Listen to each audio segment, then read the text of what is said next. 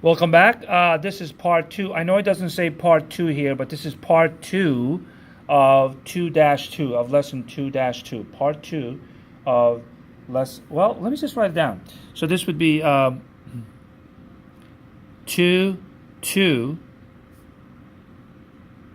I think I call them days. Day 2. Okay? Zeros and turning points. Well, if you remember, zeros are x-intercepts, right? So, don't copy this. So if you had a graph, something like that, these points are called zeros because y equals 0 at those points. So we call them, why don't you just call them x-intercepts? Yeah, you could, but we can also call them zeros. Okay? And turning points, just like it implies, this is a turning point, and this is a turning point. Okay, these are turning points, and these are zeros. So let's look at zeros and turning points a little closer. For a polynomial, I abbreviate polynomial, of degree n, right? N can be any number. We already saw some polynomials in part 1. At most, has n real zeros. Okay, so what that means is if your polynomial is degree 3, then the most x-intercepts, the most zeros you can have is 3. You can have 2, you can have 1, you can have none, but you can't have more than 3. Right? So whatever your degree is, that's how many zeros you can have or less. That's the most you can have. Okay? Turning points. We know something about turning points too. At most, so if your degree is 3, you can have 3 turning points? No, at most you can have is 2. 1 less than your degree. 1 less than your degree. So if your polynomial is degree 5, then there's going to be 4 turning points. Or maybe 3, or maybe 2, or maybe 1, or maybe none. But it can't be more than 4 turning points if your degree is 5. Right? 1 less than your degree. So just by looking at the polynomial, we can say, we don't know what the zeros are, but we know how many zeros there could be, right? At most. How many turning points there could be at most. Okay, let's look at an example. State the number of real zeros and turning points. So I don't solve it, right? We're not going to find out what x is. Just tell me how many there could be at most, right? So then you might have to solve it, okay, to find all the zeros. But the first question is just tell us how many. So that's the easy part. So here's your function. I noticed it's degree 3. So I'm going to say the most zeros you can have, the most x-intercepts you can have is 3. You can't have more than 3, according to our rule. How about turning points? The most turning points you can have is 2. You can't have more than 2. Okay, that's what I'm saying here. 1 less than a degree. Okay? So I wrote that. At most, you can have 3 zeros. At most, you can have 2 turning points. Okay? Now, how do you solve this? Well, if you remember, to find the x-intercepts, you set it equal to 0, right? You set it equal to 0 and solve for x. Now, this is degree 3, so how in the world do you do that? Turns out to be not that hard. Because they all have an x, I can factor out an x, and now you're familiar with this. Right? This is a trinomial. We're going to factor this. 2 numbers that multiply to 6, but add or subtract to 5. And it turns out to be 3 and 2. I know I'm doing this fast. I know I'm doing this fast, but you should know how to factor a trinomial and solve it. So this trinomial becomes these 2 factors. Okay, so now we're saying 0 equals this times this times this. So one of them has to be 0. So x could be 0. X minus 3 could be 0, so that makes x 3. X minus 2 could be 0, so that makes x equals 2. So there you go. Notice there's 3, just like we predicted. There's not more than 3, right? Okay. Don't freak out about the solving. Yeah, there are some super hard ones. We'll keep it to like a medium level or easier in class, in the assignment, and in the test. Okay, so I think this was a medium level or easy one to solve. Okay, what do I have next here? Oh yeah, try this on your own. So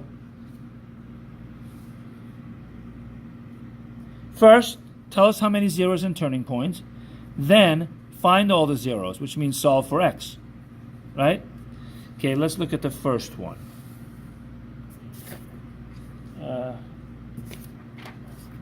Okay. So here's our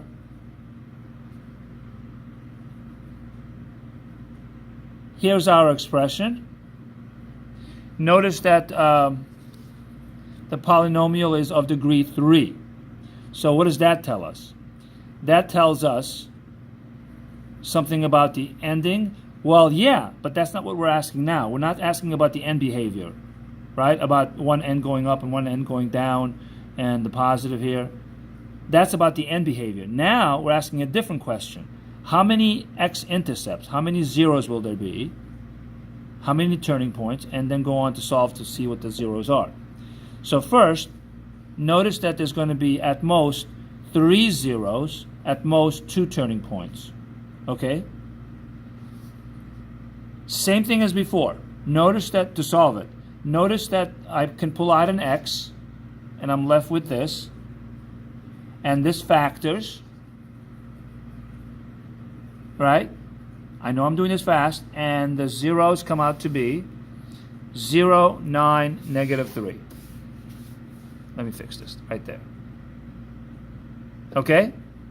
So I know my graph on the x-axis crosses at 0, at 9, and negative 3. I know that. I don't know what the rest looks like. I also know about the endings, right? We talked about that before. Okay? How about another one?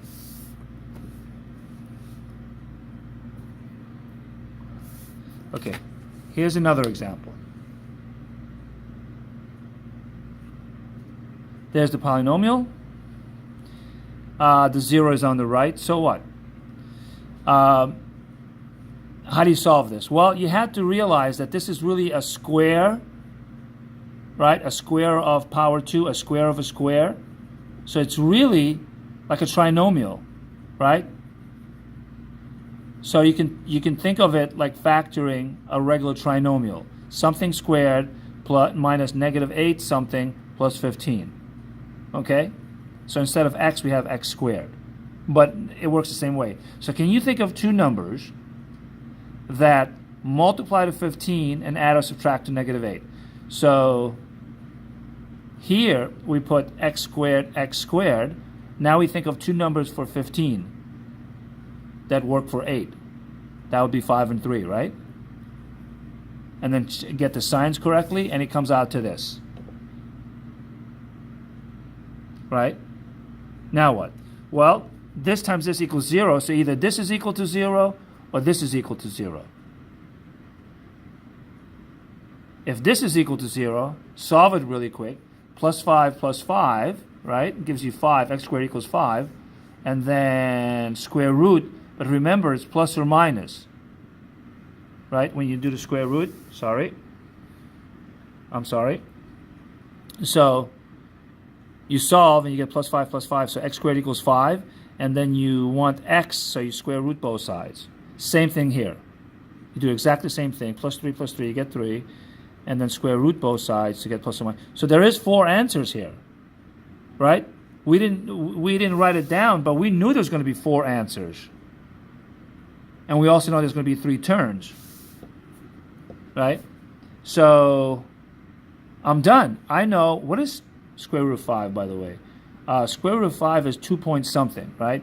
So, right? So there'd be, your graph, don't copy this.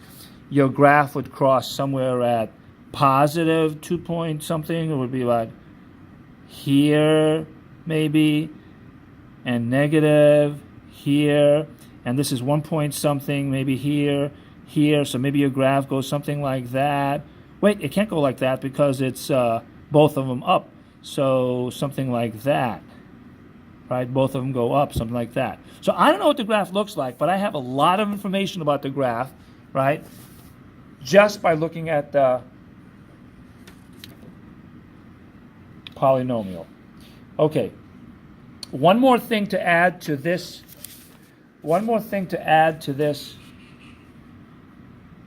is something called repeated zeros. And that's very, very simple concept. It just means that repeated answers, repeated zeros. Remember, x-intercepts?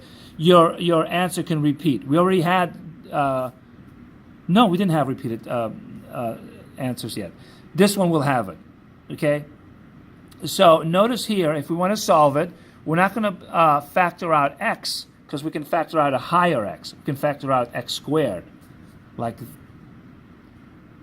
right? Replace with 0, and you can factor out a negative x squared. Okay, you don't want to factor out positive x squared, because then you're left with negative x squared here, and we don't know how to factor when we start with negative. So factor out the negative x squared here. Okay? And now look, another trinomial. Factor, negative x squared becomes xx, and one of them has to be negative. So I factored this part, right? Now factor this, parentheses, xx, two numbers that multiply to 2. Well, there's no choice, 2 and 1.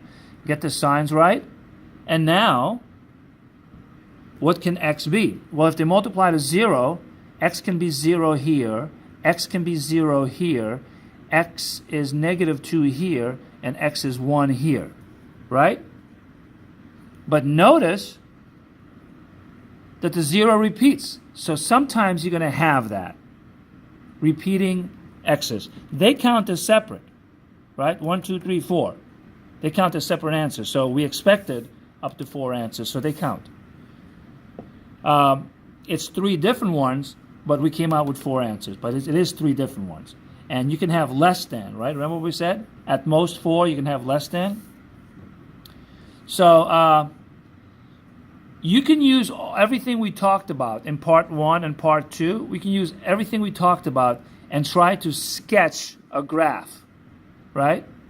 We can find out which way the ends go, right? Up, down, both down, to the left, to the right, whatever, right? And then we can find the zeros the way we did, right? And maybe find a few more points just by plugging in, and we can sketch. So, in other words, we're going to use what we just learned to sketch a graph. Let me bring it up here. Okay? So, for example, here's your function, right? Now, notice that x times x times x, this is power 3 or degree 3. Yes? Can you see that there's degree 3? So that means it's odd. No. Almost right. Notice the squared here. So it's x, x, x, x. Right? X squared. So we got 2 x's here and x here. So the highest power is really 4. X times x times x times x. Right? So just by looking at this, you should have known that it's power 4. Yes? So that means both ends go up or down.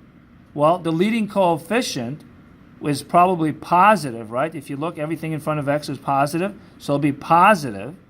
So I'm getting all the information from this polynomial. So that means both my ends are going to go up. I don't know what's going to be in the middle, but I know both ends go up. Okay, just by looking at the trinomial. The polynomial here. Now, I'm going to go on to solve it. Okay, I didn't show how you solve it. I showed you up there. But if you were to solve this, x equals 0, so x equals 0. 2x plus 3 equals 0. So that's negative 3 over 2, right? Think about it. And then x minus 1 squared, so that's 2 of those. So x equals 1, x equals 1. Okay? So these are my answers. These are my x's. These are my zeros. I found the zeros, the x-intercepts. So that helps me graph it. If I know that both ends go up and it has to cross the x-axis at these points, then I can come up with a better graph. So here are my x's, right? This one is negative 1.5, negative 3 halves. This one is 1, and this one is 0. You see them? And I know both the ends go up.